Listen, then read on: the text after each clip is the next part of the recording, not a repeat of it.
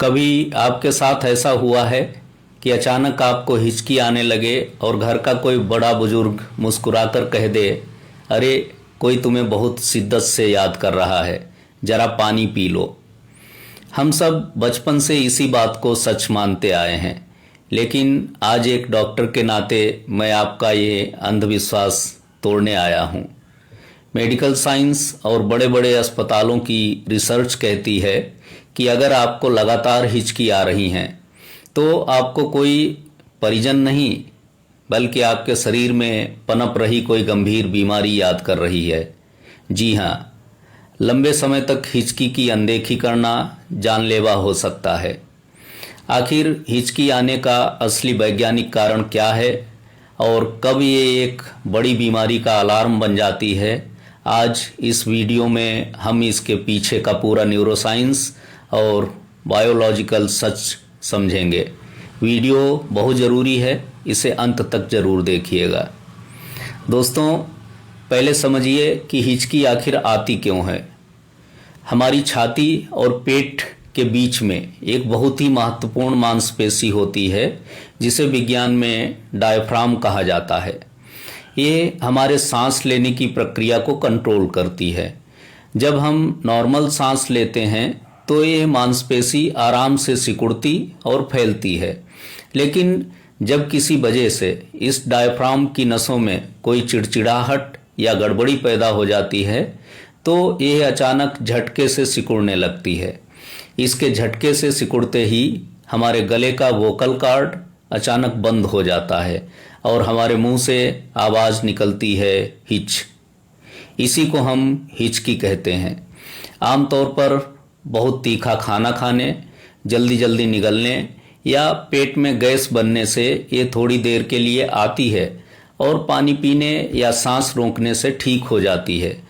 ये सामान्य है। लेकिन चिंता की बात कब शुरू होती है? मेडिकल साइंस कहता है कि अगर किसी इंसान को 48 घंटे से अधिक समय तक लगातार हिचकी आ रही हैं तो इसे चिकित्सा की भाषा में परसिस्टेंट या इंट्रैक्टेबल हिचकी कहा जाता है। बड़े बड़े गैस्ट्रोएंटरोलॉजिस्ट की ओपीडी में ऐसे कई मरीज रोज आ रहे हैं। अगर हिचकी दिनों, महीनों या सालों तक चले तो इसके पीछे 3 बड़े कारण हो सकते हैं। नंबर 1, पेट और आंतों का गंभीर संक्रमण। जैसे कि हाल ही में एक केस सामने आया है जहां एक 48 वर्ष के व्यक्ति को 2 साल से लगातार हिचकी आ रही थी। जांच में पता चला कि उनकी आंतों में भयंकर इन्फेक्शन था। पेट का एसिड बार बार फूड पाइप में आना, अल्सर या अग्न्याशय में सूजन, ये भी इसकी एक बड़ी वजह है। नंबर 2, आहार नली और गर्दन की नस दबना। भोजन नली में कोई ट्यूमर या गर्दन की नसों का दब जाना सीधे डायफ्राम को प्रभावित करता है, जिससे लगातार हिचकी आती हैं। नंबर 3, मस्तिष्क और रीढ़ की हड्डी की समस्या। कई मामलों में मस्तिष्क या रीढ़ की हड्डी की नसें दबने या यहाँ तक कि स्ट्रोक के मामलों में भी दिमाग का वो हिस्सा डैमेज हो जाता है जो हिचकी को कंट्रोल करता है। तो दोस्तों, अगर अचानक हिचकी आने लगे तो हमें तुरंत क्या करना चाहिए? इसके लिए कोई अंधविश्वास नहीं, बल्कि ये 3 वैज्ञानिक तरीके अपनाएं। नंबर 1, सांस रोकने का अभ्यास। एक गहरी सांस अंदर लें और अपनी क्षमता के अनुसार कुछ सेकंड के लिए उसे रोक कर रखें, फिर धीरे धीरे सांस को छोड़ दें। ऐसा 5 से 10 बार करने से डायफ्राम को आराम मिलता है। नंबर 2, नींबू का रस या ठंडी चीज। मुंह में नींबू का एक टुकड़ा रखकर चूसें या बिल्कुल ठंडा बर्फ का पानी धीरे धीरे पिएं। इससे हमारे गले की वेगस नर्व रिबूट हो जाती है और हिचकी रुक जाती है। नंबर 3, खाने की आदत सुधारें। खाना खाते समय बहुत धीरे धीरे और चबाकर खाएं।